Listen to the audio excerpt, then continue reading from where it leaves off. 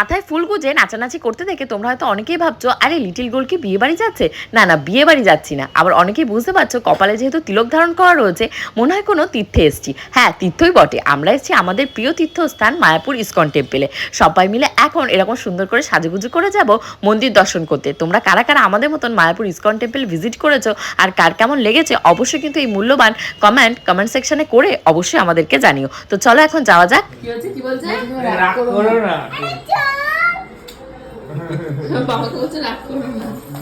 মন্দিরের ভেতরেই যতবারই ঢুকি ততবারই মনে হয় আরেকটু যদি কিছুক্ষণ থাকতে পারতাম। অ্যাকচুয়ালি এত ভক্তরা এখানে আসে আর এত প্রচণ্ড গরমের ভেতরেও তারা যে ধৈর্য নিয়ে দেখে সেটা দেখলে আমার মনের ভক্তি ভগবানের প্রতি আরও 4 ডবল বেড়ে যায়। তীর্থস্থানে গেলে আমি শুনেছি পুণ্য হয়, এই পুণ্য হয়তো আমি পূর্ব জন্মের স্বীকৃতি থেকে পেয়েছি। তাই বারবার মায়াপুর ইসকন টেম্পলে আমি ঘুরতে ঘুরতে চলে যাই।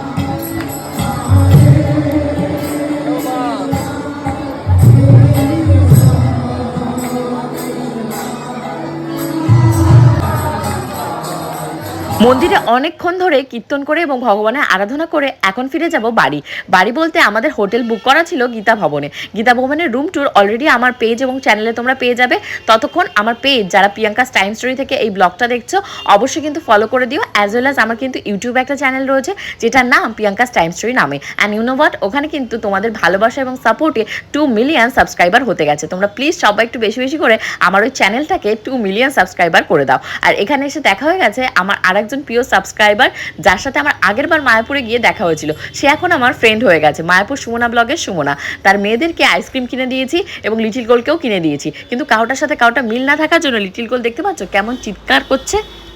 আজকে আমরা এই মায়াপুর থেকে এখন রুমটাকে ছাড়বো। রুমটাকে ছাড়তে একটু ভালো লাগছে না, ভীষণ মায়া লাগছে। মনে হচ্ছে আর যদি 2 দিন থাকতে পারতাম তাহলে ভালো হতো। তো এখন জামা কাপড় যা রয়েছে সব গুছিয়ে গেছি, এখন বেরোতে হবে, বাড়িতে যেতে হবে। লিটিল গোল পাশে এখনো ঘুমাচ্ছে, ছর্দি রেডি, আমি রেডি, গোবিন্দ স্নান করতে গেছে। তো চলো চটপট করে সাজগোজ করে রেডি হয়ে নিই। আজকে কি বার রয়েছে জানো?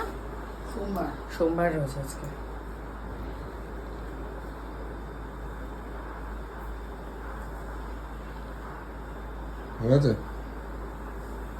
ভিডিওটা করছো?